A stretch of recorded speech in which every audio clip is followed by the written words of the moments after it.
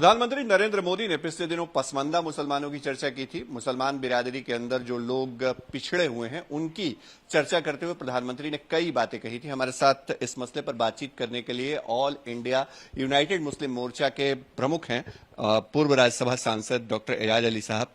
प्रधानमंत्री ने जो बातें कही पसमानदा मुसलमानों को लेकर के, आपको लगता है कि उनकी बातों में थोड़ा दम है या फिर ये सब कुछ चुनाव के पहले हो रहा है? देखिए, हम तो प्रधानमंत्री मोदी जी के बहुत शुक्रगुजार हैं कि वो पहले प्रधानमंत्री हैं जिन्होंने पसमानदा मुसलमानों के इश्यूज को बहुत अच्छे से पेश किया है। ऐसा लगता है कि उन्होंने बहुत स्टडी किया है समाज का, तभी इस बात को कहा है। वरना उन्होंने जितनी बिरादरियों का नाम लिया है, 15-17 बिरादरियों का नाम, हम लोगों को तो हैरत हुई कि इतना वो जानते कैसे हैं। और जो पेश किया कि इनका शोषण कैसे हुआ, इनके साथ आज भी सामाजिक भेदभाव क्या है, वो तो हकीकत है। एक 85% आबादी की जो बर्बादी है इस देश में, जो मेन स्ट्रीम से कटे हुए हैं, वो सारा इस वजह से है कि इनका सिर्फ राजनीतिक ब्लैकमेल हुआ है, जो प्रधानमंत्री जी से कहा है। हम तो आपसे कहेंगे कि आप जो मुसलमानों के नाम पर जो पूरे देश में जो भ्रमण करते चलते हैं लोग, उनसे जरा पूछ लीजिए तो क्या बिरादरी का नाम बता पाते हैं? वो नहीं बता पाएंगे वो। इसलिए हम तो प्रधानमंत्री के बहुत शुक्रगुजार हैं। जितने लीडर मुसलमान के नाम पर जो बकर बकर करते रहते हैं, उनसे पूछिए आप। इस मामले में भी वो प्रधानमंत्री के सामने नहीं खड़े हो पाएंगे। इसलिए हम प्रधानमंत्री के बहुत शुक्रगुजार हैं कि उन्होंने इस इशू को बहुत मजबूती से उठाया है। प्रधानमंत्री नरेंद्र मोदी ने जो बातें कही, ये माना जा रहा था कि 2024 के पहले ये चर्चा वो करके कहीं ना कहीं जो मुसलमान लोग हैं, धर्म के लोग हैं, उनके बीच अपनी साख बढ़ाना चाहते हैं। मुसलमानों को माना जाता है कि वो प्रधानमंत्री मोदी के विरोधी हैं। तो क्या ऐसा प्रधानमंत्री ने कह दिया कि आप को लगता है कि उन्होंने अच्छी बात कही? देखिए, सबसे बड़ी चीज है कि एक बड़े समाज के एक बड़े हिस्से की आवाज बने हैं वो, और मजबूती से अपनी बात पेश किया उन्होंने। और हमको लगता है कि प्रधानमंत्री के साथ जो एक टर्म यूज किया जाता है कि मोदी है तो मुमकिन है, अगर मोदी जी इस बात को ठीक से समझ लें और जो पसमानदा मुसलमान हैं अगर उनके साथ कदम से कदम मिला के चलेंगे तो वो इस इशू को ही पूरा करके दिखा देंगे कि कैसे समाज का एक बड़ा हिस्सा मोदी जी से लिंक्ड हो गया। हम तो आपसे एक बात कहना चाहेंगे। देखिए, मुसलमानों का ये बड़ा आबादी जो 85% है, यही वोटर है, यही वोट देता है। भले 15% लोग इसको भंजाते हों बैठ के मिनिस्ट्री के नाम पर और टिकट के नाम पर और पोस्ट के नाम पर भंजाते हों, लेकिन यही 85% देता है जो सरकार बनाती है, जो गिराती है सरकार को। तो इसको हम चाहते हैं कि मोदी जी से कैसे इनका, मोदी जी ने चूंकि इस आवाज को उठाया है इसलिए हम चाहते हैं कि उनका साथ दे। लेकिन एक चीज कहना चाहेंगे आपको कि मुसलमानों का ये बड़ा हिस्सा इन 75 सालों में अगर वोट दिया है तो सिर्फ सुरक्षा के नाम पर वोट दिया है। आपने देखा नहीं कि कांग्रेस को 45-50 बरस तक लोगों ने वोट दिया है, तो किस लिए वोट दिया है? इसलिए कांग्रेस हमेशा इनको डरा के रखती थी कि तुमको जनसंघ, आरएसएस या हिंदू महासभा खा जाएगा, इसलिए उसको वोट देते रहे।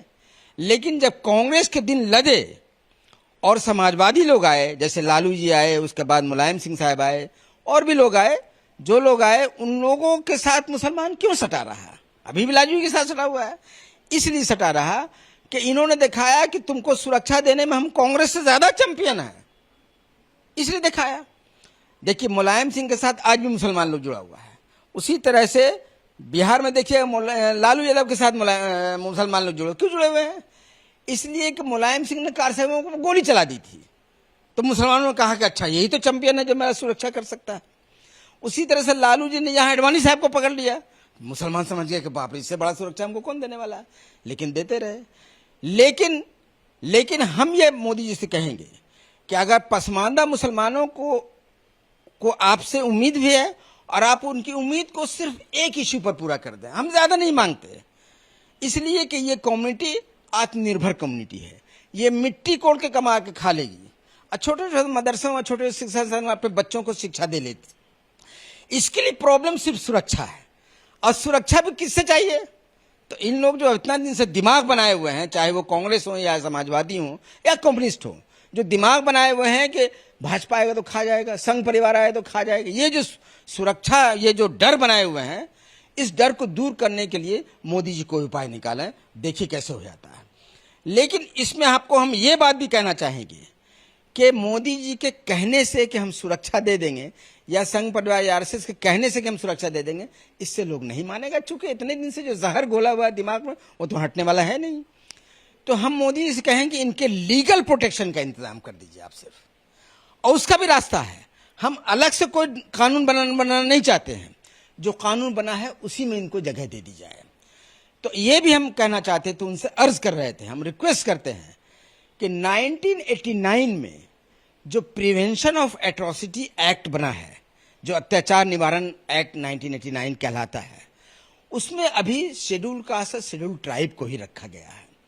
तो हम इनसे अर्ज करेंगे कि इसी SC/ST के दायरे में आप पसमानदा मुसलमानों को भी शामिल कर दीजिए, या जो SC/ST के इक्विवेलेंट मुसलमान हैं उनको भी कम से कम शामिल कर दीजिए, जिनकी आबादी बहुत है।